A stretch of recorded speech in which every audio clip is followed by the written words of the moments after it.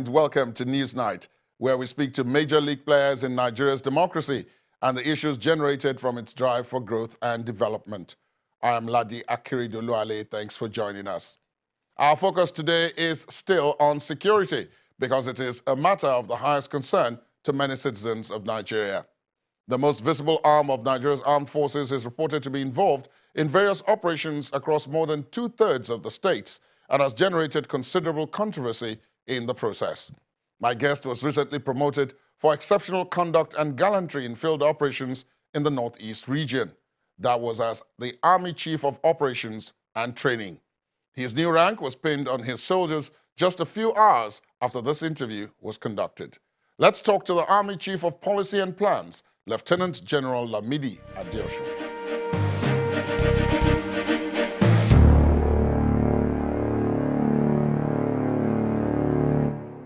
General Adeosun, thank you so much for your time and congratulations on the elevation. Now, from the statement we have, you're being promoted for your efforts, particularly in the Northeast. You, of course, for those who don't know, you are one of the previous commanders. Yes. What's the situation there as you know it today? The situation with the Multinational Joint Task Force, I left the force since July 2017, but I've also remained within the system and currently as the Chief of Training and Operations for the Army. I'm fully aware of all the activities both within Operation Lafia Dole as well as Multinational Joint Task Force operations. As of 2017, you will recall that both Operation Lafia Dole as well as Multinational Joint Task Force had a lot of operations that went very, very well. And those were the times that Boko Haram was actually caged to the point that they were almost ineffective in any part of either Lake Chad Basin or within the Nigerian territory. They were not having any specific enclave that they could call their own. But unfortunately, as time went by, they managed to be able to start staging some guerrilla hit-and-run operations. Initially, that was principally on soft targets, innocent civilians. But along the line, they got emboldened to the extent that occasionally they also attack troops location, especially small deployments in isolated places that are actually people-oriented deployment just to provide some form of protection for the people that have relocated back to their communities. So seeing that that was preventing them from having freedom of action, they included attacking such isolated locations. And that was what brought some setbacks that we had across board late 2018 after the Operation Last Hold, which was principally and strategically designed to resettle communities back to their areas, encourage back to land in terms of farming. The Army, through the efforts of the Chief of Army Staff, even provided not only seedlings and also secured the environment for agricultural activities to start, also donated some farming implements, including tractors, to the communities that returned to their farm. That we did successfully, and you could also recall, due to that success, the Nigeria Army Day celebration for last year was held far away in Mongono, not even in Maiduguri. Those are part of the successes that the Nigerian Army can showcase. Now, you in the general comments you're making, you did allude to the fact that after some time, when they had been caged, and I think many Nigerians would want to agree with that after some time, it was reflected that they started attacking again. Now, what do you think was responsible for that after they had, initially been caged? The operation area is fluid, and also the terrain is not simple. In fact, in the Northeast generally, during the dry season, tactical maneuvers are easy because the ground is dry. Well, you know that place generally is made of loose soil. So when it comes to raining season, tactical maneuver becomes a little difficult. So movement are to a large extent restricted. Not that we don't conduct operations, we do, but it's slower and it doesn't reach the peak as it will normally be during the dry season. So I think they took advantage of that to kind of either through sources that are not really very clear, get some emboldened support, maybe in terms of local training, in terms of maybe smuggling of arms into them and all what have you. I think that emboldened them to start coming out. And we should not also forget that Lake Chad Basin area had been their traditional area over time. It's from there they found out when they started taking military barracks. It's from inside that Tumbus, that is Lake Chad Islands, where they started from Baga, Nokim Baga, or Nokim Mongono, Gajigana, Gajira, all down to Maiduguri. That's also the area where they use, bypass Maiduguri, go through Mate, Krenoa, down to Dikwa, from Dikwa, link with Bama into Sambisa. So those were the axes they were using before, until the military was able to, particularly the Nigerian Army, which leads the operation in the Northeast, were able to. But you know, when I say military, that is the Army, the Air Force, and the Navy. So largely, we don't need to despair, because what we are contending with is not just insurgency. We're talking of terrorism. Terrorism, even after being defeated, you still have some flashbacks. Use of improvised explosive devices, in terms of personnel-borne explosive devices, vehicle-borne explosive devices, as well as planted improvised explosive devices that disrupt free movement of vehicles, personnel-borne that target populations, especially where people are gathered, maybe for prayers or for market and all those stuff. And vehicle-borne to ram into maybe troops deployment, since unless where markets are allowed, you hardly see plenty areas where you have civilians congregating and having, unless in the mosque or churches. But by and large, Nigerians will understand that that has also been reduced so much. You hardly hear vehicle-borne explosive device running into a church or running into a mosque or running into a crowd. If we experience anything like that, maybe suicide bombers, particularly small girls and young men, that are mostly small girls that are being used to ply such dastardly acts. Those are the ones that occasionally they succeed.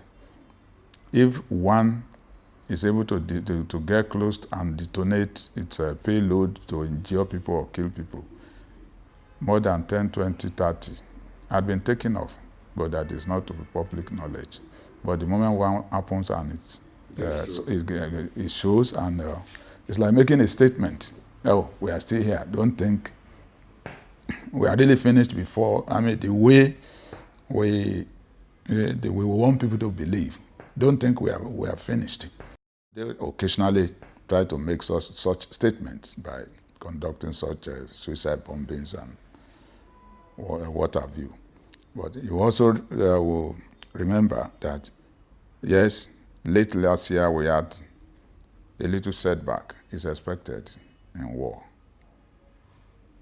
Why do you say that? Why I say it's expected in war In war, you cannot win all battles. Occasionally, you have some, some losses, which will quickly ginger you. You learn lessons from whatever caused such mishap, then you pick up again and deal with the situation.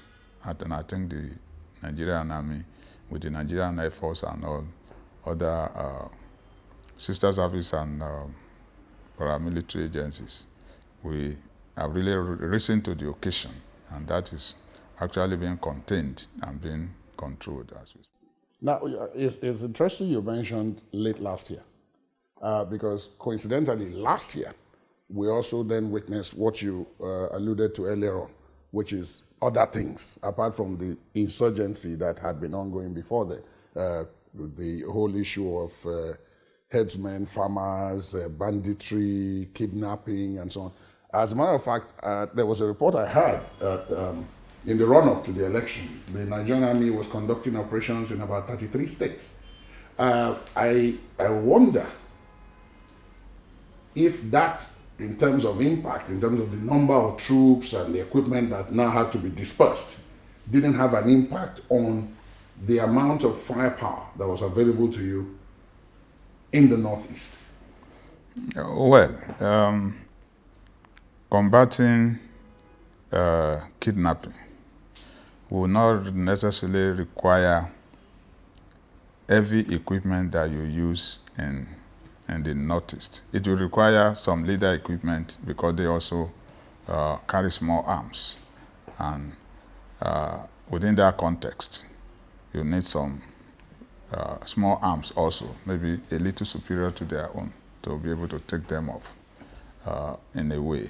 Well, by and large, even before Boko Haram saga, most of the states in Nigeria have been having one issue of insecurity or the other. And in conjunction with the civil police, there has been this Operation Mesa, which happens in most of the states. That we are challenged in the Northeast doesn't mean we should close shop in all the areas. The capacity of the police is not enough to handle most of these civil insecurity challenges or security challenges, and that is why the Army, as usual, as provided for by the Constitution of the Federal Republic of Nigeria, had to come out in support of the police. Unfortunately, coming out for such support is something that should not last for too long. But in the situation we find ourselves, we discover that we cannot apply book to the situation on ground. We just have to remain until, at least to continue to give the confidence that the Nigerian people require. If Nigerian people see only the police, they are skeptical. But if they see police with the military deployed in an area, people in such areas feel more confident. There's the expressway between Shagamu and Ore, Yes. and then on to Benin. Yes. Now, not too long ago, some bandits were said to have barricaded that expressway and kidnapped a few people, robbed a number of others, and so on. But then someone pointed out that you have the two divisions in Ibadan. Yes. You've got an army encampment along that road. Then you have another army, not exactly division, but another army position in Ore. No, in Benin. And then in Benin. No, we don't have any position. We don't have a barrack in Ore. We have in Okitikupa. And We then have in Benin. Benin. Okay. Yes. Now, if that is the situation, how is it possible for this kind of thing to happen almost in the middle of those kind of military formations and they manage to escape? Very good. One, information is power.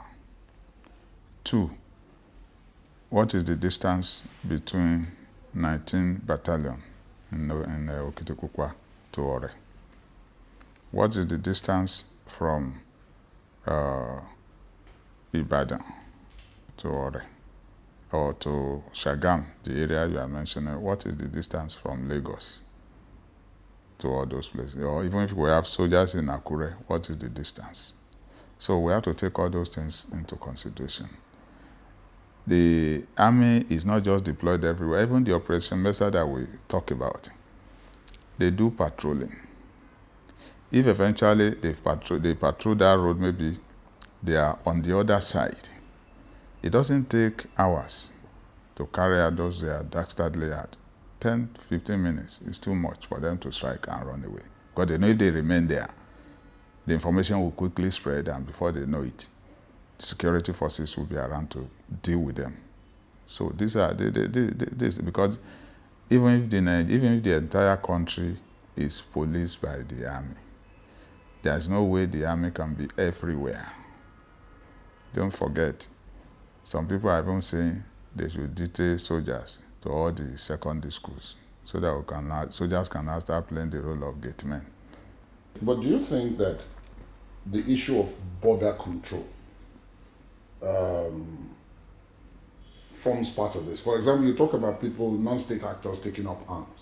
How do they get these arms? Because arms are supposed to be the exclusive preserve of soldiers and to a lesser extent... Legally. Yes, paramilitary and police enforcement agencies. So how do they get these arms? That's one. Two, do you not fear that a time, if that time is not now, will come when non-state actors are holding the kind of arms that the military is supposed to be using for the defense of the country? Non-state actors have them, and therefore they can take on the military. Okay, the question is twofold.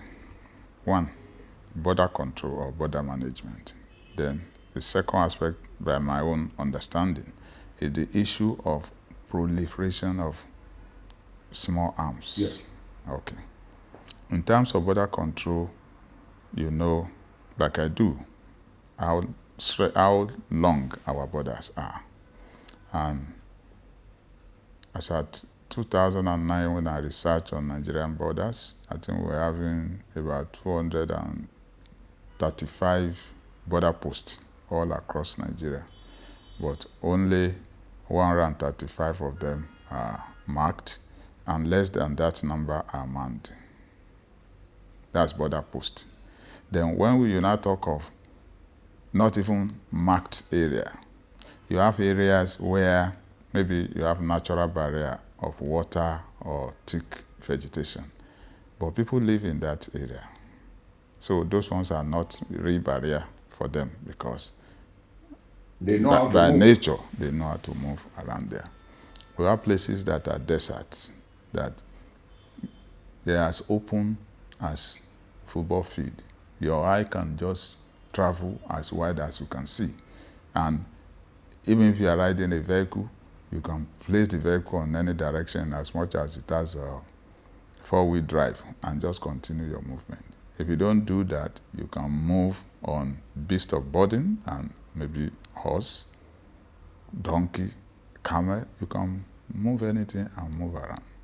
People still live in all those areas. So it has not been easy to have complete and effective control of our borders. A lot is also being done along that, but we shouldn't lose sight of one thing: the mandate of multinational joint task force. If you look at multinational joint task force, you discover that it starts from the Atlantic Ocean here in the west and go like that down to the north and come back to Atlantic Ocean in the east. Why am I saying so? Even Benin, that is not part of Lake Chad Basin, Benin is part of multinational joint task force, on the principle of if your neighbor's house is burning and you don't come out to assist when it finishes burning, or before it's finished burning, the fire can also catch your own house. So Benin is also part of multinational joint task force. And the force also has that mandate of border control. When you see the deployment of Sector 1 handles the Cameroonian side of the borders with Nigeria.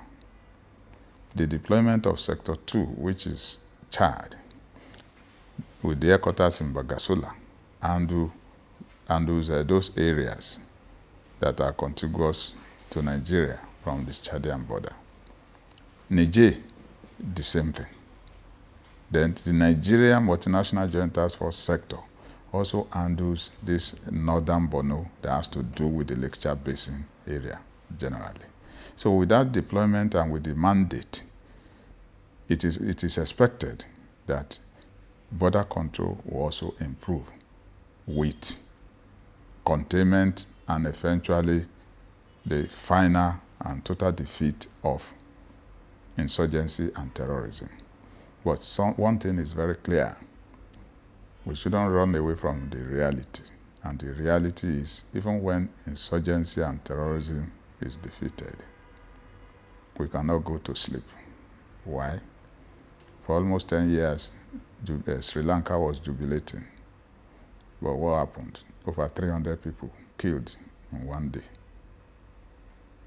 More than 500 wounded by just one terrorist act. So things like this definitely will. But Nigeria should congratulate themselves that yes, the problem is not yet finished, but the problem is contained and is being dealt with effectively. Me and you wouldn't have been sitting down quietly and having this discussion peacefully here if a lot has not been achieved. Because if you look at Boko Haram when it started, even Abuja, secret places, secured places as police headquarters, UN headquarters, even the barrack was not spared. You understand? Inside Abuja, you can imagine if enough had not been done, or it's not still being done. Remember, Nyanya bombing in 2014 in the garage in no many. So, all those things are things of the past. Nigerians need to be patient with themselves, appreciate what the military is doing, and particularly the Nigerian army. It's not yet over, we know, but we are containing and we are doing the needful on minute by minute, hour by hour, daily by daily basis to make sure people sleep with their eyes closed. The second part of my question had to do with this proliferation of small arms. Yes. And I know that the explanation given about border control would naturally lead into that. Yes. So in terms of proliferation of small arms, I wouldn't be able to quote the figure correctly, but they are talking about some millions of small arms and light weapons in West Africa, and 70 to 80% of them being within Nigeria. When we talk of proliferation of small arms, there's even a new trend to it. Our local arms fabricator that makes the Dane gun that we use for hunting, they have even taken their own craft a notch higher, that they've adapted those many of them have started adapting the local weapons to fire automatic ammunition, yes. multiple rounds. I think this is an area that we also need to look into. Not just to stop them and prevent them or put them in prison or in jail. I think we shouldn't lose that opportunity we lost during Civil War. All the technology that we have developed during the Civil, immediately after the Civil War, they are just relics in museums now. I'll cite an example. If we had perfected Ogbunigwe by now, I think other countries in West Africa or even outside West Africa would have been coming to purchase Ogbunigwe because it was very, very effective during that time. All it would have meant would be maybe people look into it and also adapt it and develop it to meet the present-day technological requirement. But we lost that opportunity.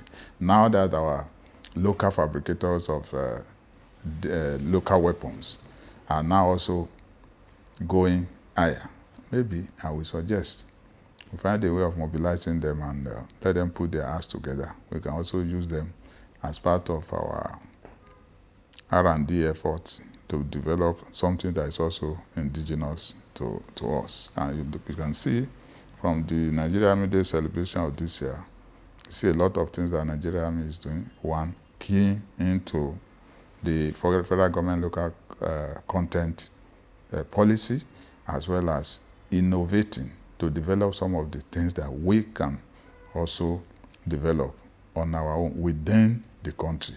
Also partnering with some companies that has that capacity, like Profos for light armored vehicles, with Adeosun for light-skinned vehicles. Instead of going out all the time to go and import at exorbitant prices, giving them job and money outside, while we can also use that within the country and employ more people and all those stuff. The Army is doing a lot along that line. Now, for the ones coming from outside, it's still a problem of border control. I've analyzed why it is difficult to do that.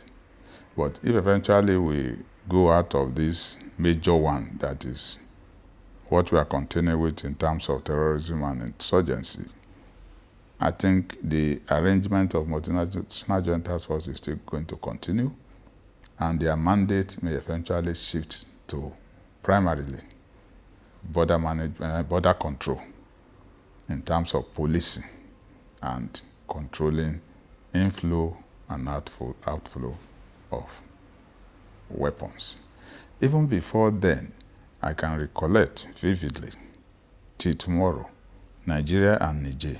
You know, Nigerian border with Niger is about the longest on land, apart from Cameroon. The Nigeria and Niger had a standing border control arrangement, bilateral, that had been there even with or without multinational joint task force. I think all this arrangement will just be deepened and improved upon as time goes on to be able to control this inflow of illegal weapons. Unfortunately, we must not run away from the fact that what happened and still happening in Libya and Mali has its own direct effect. I won't say indirect, I will say direct effect on what is happening in Lake Chad. And whatever happens in Lake Chad also affects Nigeria, because the major part of the Lake Chad in terms of the plains is inside Nigeria. Yes, the body of water is inside Chad, but the plains, where you have the islands, where you have all these pure agricultural environment, fishing, and major part of it is inside Nigeria. But the main body of water is inside, as at now, unlike before, because it has rescinded. Mr. President has always been saying it, that what it was some 50 years ago, it has gone to about 20 or 30% of what water used to be, what the water body used to be. And that itself is a challenge when we're talking of this environmental effect on the problem of security across the globe.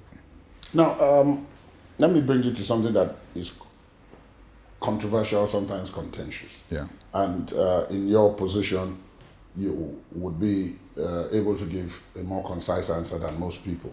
And that is the issue of welfare of troops. Good.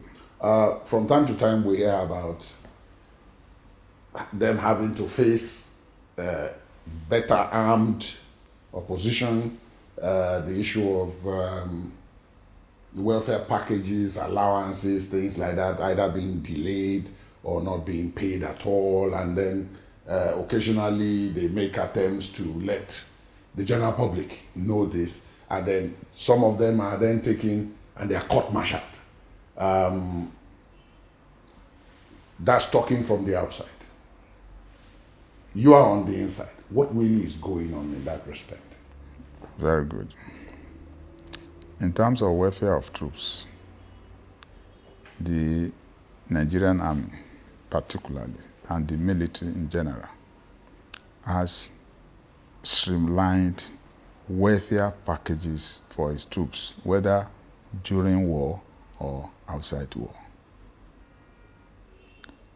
within the period of 4 years that the present dispensation has been there, even that has been greatly improved.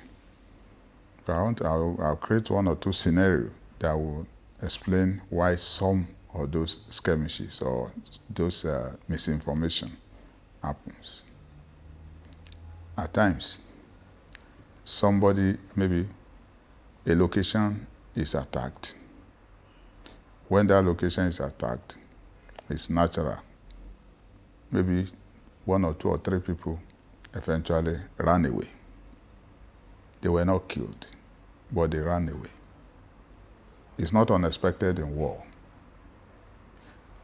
Instead of, if some run away like that, instead of rejoining their unit, 1 month, 2 months, you may not see them. Before, if it happens like that, the army just continue to pay, because every soldier has his account with the pay department. Soldier, apart from what they used to cook for them physically in the field, every other allowance that is they are entitled to goes straight into their account from the source. It's not that somebody is doing pay table and denying any soldier of his entitlement. No. But the scenario I was trying to create is that such a soldier that ran away and will keep paying. Eventually, we discover some of them will just go back to their village and go and remain there. Since the money is going to their account, they don't come. So when maybe for some time such has been done, many of those that maybe escape, well, let me not say run away, they escape when maybe they are challenged and all what have you. They come back. Within 1 week, 2 weeks, they are already linked up with their unit. Those we call missing in action. But when we keep people say they miss in action over time, we don't see them. Money keep going, they are withdrawing money from that account. Who is withdrawing the money? So eventually, instruction will be given by the unit commander on the ground. All these people that we have not seen, stop their pay. They are not missing in action, they are on AWO. That is away without official leave. Yes. Absent without official leave. And if you are absent without official leave, your pay is stopped. The pay will not go to your account again. When these people don't see money coming straight into your account again, those of them that are actually not missing in action, they go back to their unit. When you go back to your unit and you report, it is the responsibility of the unit to now go through the lay-down process, the procedure. Try you, investigate you, try you, and come out with, even if you are discharged and acquitted, no problem. When that is done, you fill the necessary pro forma and send to your higher headquarters. Higher headquarters will compile them, send to our Department of Administration. They will verify. They will return your pay. But if you are not supposed to have that period because you were absent, that part will not be paid to you. It will remain in the coffers of the army. You understand? But if you are not found guilty, even the one that was stopped, everything will be paid back to you. So many of those that complained, many of them are in that category. But it's not that I may just deliberately stop their pay. Also, clerical work at times. If somebody is not diligent enough, if my account number of 10 digits is mistakenly written as 9 digits, it means that account cannot receive anything until we're able to trace what such fault is before you correct it and the money is paid back. So also, even if the digits are complete, if it's supposed to be 1, 2, 3, 4, 5, 6, 7, 8, 9, and 0, and you put it 1, 2, 3, 4, 5, 6, 7, 8, 8, 0, by mistake, it does happen. But in fairness to the Chief of Army Staff, sincerely, the welfare of troops have increased tremendously since he took over. But as the ones I'm talking about, General, the ones I'm talking about are not AWOL. These are troops that sometimes they are in uniform. Wait now. They're That in is the way, uniform. that is your understanding. What leads to that is what I've explained to you. But can that be the situation in every case? In some of the cases, I've just told you what that could be responsible. And I've also told you human error.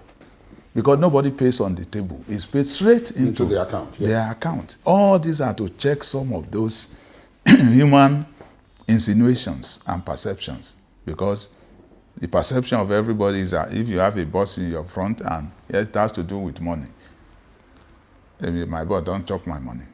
But that's not the correct thing. That is not true. That is not true.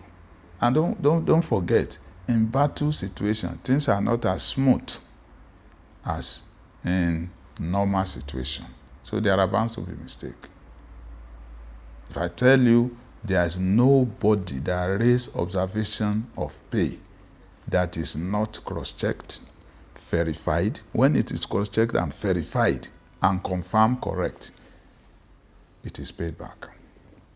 How about the one of weapons? In terms of weapons, it is easy for somebody to insinuate. You understand? As at the time when this problem started, we shouldn't run away from the fact. When last was Nigeria, or when last did Nigeria actually acquire weapons? I think the last set of small arms that came into the country, not to talk of all these big ones that you are seeing in the pictures, was maybe during Operation Focus Relief, which America trained 5 battalions and gave them AK-47, new AK-47. Otherwise, all we have been using are things that have been procured over a period of time. In terms of heavy equipment like tanks, light tanks, heavy tanks, I think the last procurement, if I'm not mistaken, was during late Alhaji Shehu Shagari era, majorly. You understand? And even if you don't use them, when equipment stay on the spot for so long, they must develop one form of fault or the other. Especially most of the robbers and all what you understand what I'm talking about, or pressure hoses and all those stuff. So also most of those things, they don't have production line again. So when you need the spare parts, it becomes a problem. You now subject yourself to fabricating spare parts. So you cannot have the effectiveness of such heavy equipment the way it will be when you get free flow of replacement parts to repair, service, and retrofit. These are challenges. That is one. Then in the military, there is what we call order of battle, which specify which unit is going to be where, how. Then we have what we call table of equipment. What type of equipment is the battalion supposed to have? What type of is that battalion to have? What brought that so much noise about equipment? In our own military system, because we also comply with international norms. We only use small arms against individuals. We don't use anti-aircraft weapons, what people now call AA, gun truck. Gun truck was not part of Nigerian Army equipment scale before. It was this terrorism and insurgency that introduced it. Why? All those things were things they were using in Libya. It was when Libya fell, there were so many photo clips then of weapons moving into the desert, and where did they end? What we have that is close to that is what we call Shika, with 4 barrels, and it is anti-aircraft to protect the airspace. But that is what they were using. That was what brought, these are automatic, heavy, light, let me call it heavy machine guns, automatic heavy machine guns on vehicles. That's what they call gun truck, Buffalo, Toyota, or Hilux. But that wasn't part of our infantry. That was what brought that idea of, Boko Haram is even more equipped than the Nigerian army. No, the type of equipment that was introduced based on the seepage of all those weapons from Libya, Mali, was what happened. And with the present dispensation, a lot of such also have been procured, including mine resistance ambush protected vehicles, which people call MRAP. You understand? If you don't forget, if you can please recollect, remember, even the United States of America at a point gave 25 MRAP to Nigeria, isn't it? Which unfortunately was like a pirate gift that you note the furor that eventually followed before they can even be put to any use. You should also not forget the conspiracy against Nigeria that led to blocking all the avenues to be able to get good equipment to prosecute this war. So we had to recoil back on whatever we are able to get. We make the best use of it. But with the present administration, a lot has been introduced. And when you now introduce new equipment, you must also train very well. How far have we gone with that? No, because there's going to be a question I asked when you mentioned the issue of the new type of equipment. No, that is part of it. For every equipment, we build in training. Even before acquisition, you start training. When they acquire, you train. We're anticipating supply of some leader equipment as we speak. Over 300 people have been trained on that. We don't know the number that will come. So that when they come, when those equipment are here, it's for them to do hands-on on the real equipment. When they do hands-on, they perfected them. They perfected them, they are deployed into the field. So don't forget the very good vision of the Chief of Army Staff for the Army. A professionally responsive Nigerian Army in the discharge of its constitutional role. So in terms of responsiveness, everything is being done in terms of proactive actions, both in training, in planning, and in execution. You talked about the conspiracy earlier on. Many of the countries that were involved in that incident talked about, for example, if you take the United States, they talked about the idea that, because those to whom the weapons were eventually going to end stood accused, particularly by Amnesty International, of human rights abuses. Over and over again, that has been a continuous back and forth between the army authorities and Amnesty and other such international bodies. Now, as someone who's in charge of operations, what is exactly the true position? What is going on? Because we hear one thing from the army, then we hear something else from these agencies that are also within those conflict zones. So, what's going on? There is no way you can love me more than I love myself. The issue of human rights is neither here nor there. Whose right? Boko Haram does not violate human rights. Does it? By their own perception. Have they written any report to say they just say they are not government forces, they are the most deadly terrorist group in the whole world? That's all. That's their only castigation.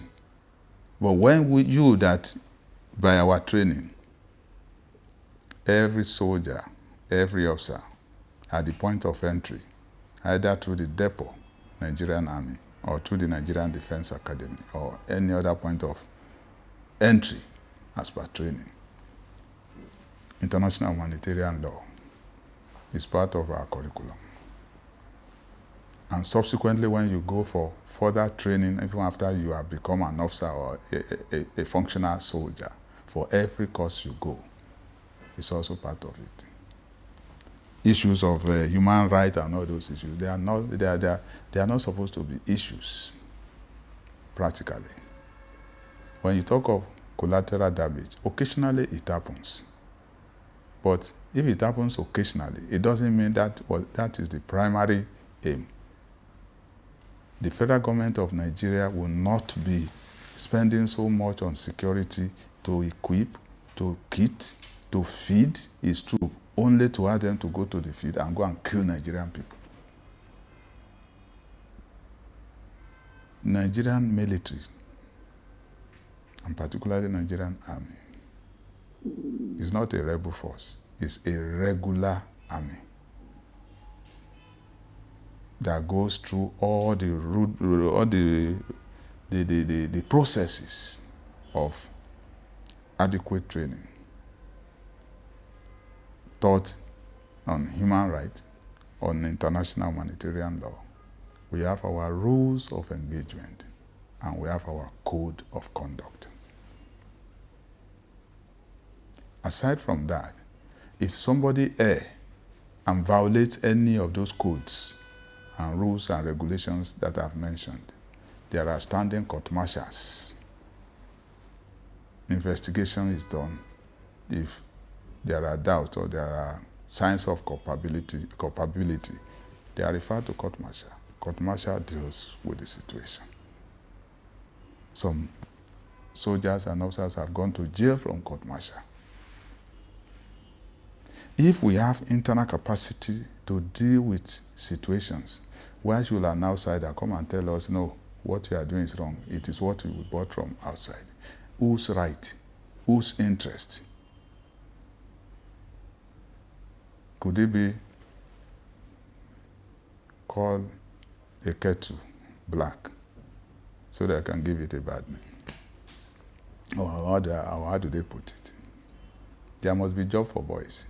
If they write reports that are glowing, then the sponsors may not really be doling out the dollars for them to continue to do their job in the field. Some of those allegations, they have the opportunity of also meeting the party accused and see whether action is being taken or action will be taken or will not be taken. When it is the Western world, America made the mistake, bomb hospital in Syria. Did anybody accuse them? There was a little mishap in Iran. Because of that, it was a big issue. I don't want to talk too much. I'm just citing these examples. We really need to be careful. Nigeria is not a failed state, and we should not be treated by anybody in the likes of a failed state. General Adeosun, thank you so much for speaking with us. It's been a pleasure. Thank you very much. God bless you. That's it on Newsnight. Do join us for another edition next week. I am Ladi Akiriduluale. Goodbye.